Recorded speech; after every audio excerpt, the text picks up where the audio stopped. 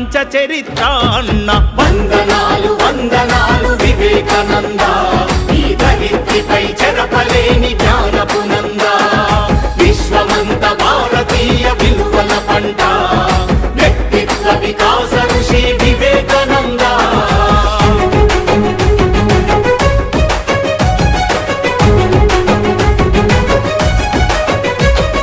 బానిసలా కాకుండా యజమానిల పని చేయని, ప్రతిఫలమాశించని ప్రజాసేవే పరమాత్మని.